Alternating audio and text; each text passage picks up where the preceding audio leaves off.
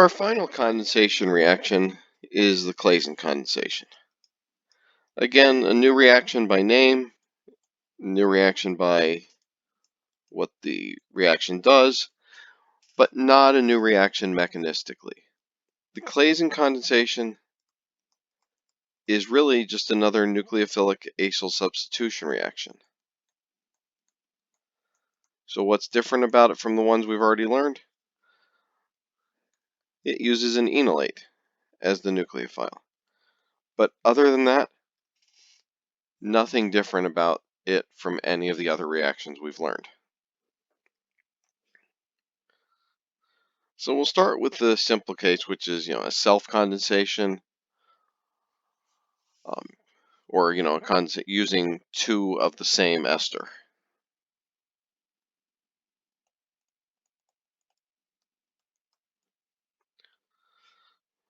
So if we use this compound, we use sodium ethoxide as the base and ethanol as the solvent. And the reason is that we need to make sure that these match. If they don't match, we could also end up with a transesterification where that ester group changes.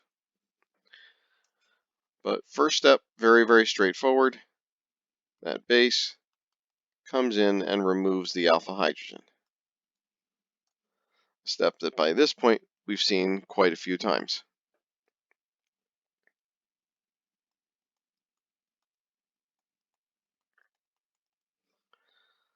That gives us our enolate,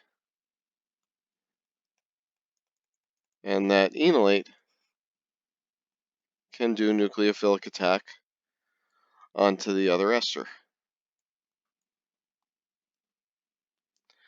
And as we've seen so many times before with this reaction, that leads us to our tetrahedral intermediate. Our tetrahedral intermediate breaks down, we kick out ethoxide, and at this point it looks like we're done.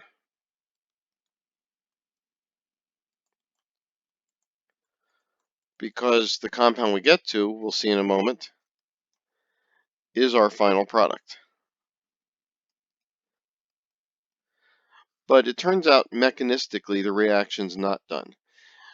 And while the step that we're going to add in here is going to be one of those steps that doesn't look like it's a critical or terribly important step, it turns out that this is the most important step in driving the reaction forward. And that's, we used sodium ethoxide as our base to initiate the reaction. But in this last step, we just regenerated it, more of that base. In addition, we've made a dicarbonyl. And we know that the proton in a dicarbonyl is more acidic than the proton in the starting ester. So ethoxide will come in and form a new enolate. Now that new enolate's not going to do anything. But it turns out that this is the step that drives the entire reaction forward. And so finally you can quench with acid to get back to the product. But it's this deprotonation step that pushes the equilibrium to the product.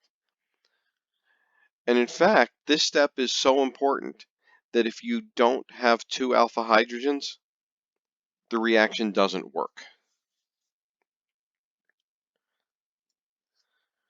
Now again, just as with the aldol, having to only use one starting material would cut down on the usefulness of the reaction. So can we do what we would refer to as a mixed Claisen? Using one ester as the nucleophile and one as the electrophile? The answer is yes, but we have the same concerns as with the mixed aldol. We can get, a mixture of products. So again, just like we said for the aldol, we choose one ester with no alpha hydrogen. So you could use two esters, such as the ones we have here. The ester on the left has no alpha hydrogens.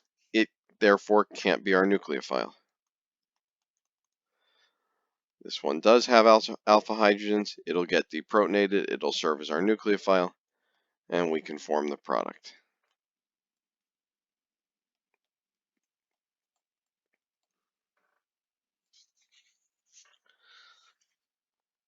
Now, the reaction isn't limited to esters. Now, an ester does need to be the electrophile because it's an acyl substitution reaction, but you can use other carbonyl compounds as your nucleophile. For example, you could use a ketone as your nucleophile. Doesn't change anything about the reaction mechanism, just changes what the nucleophile is. Same rules apply. You've got to have 2 alpha hydrogens there, which we do. And in that case, again, we can form the product.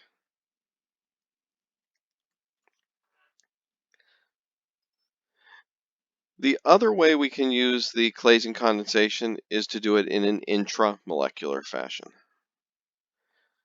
Now, when you do it in an intramolecular fashion, it actually gets a different name. It's known as a Dieckmann cyclization. Same basic reaction. It's just that our nucleophile and electrophile are going to be within the same molecule. And so running this reaction results in the formation of a ring.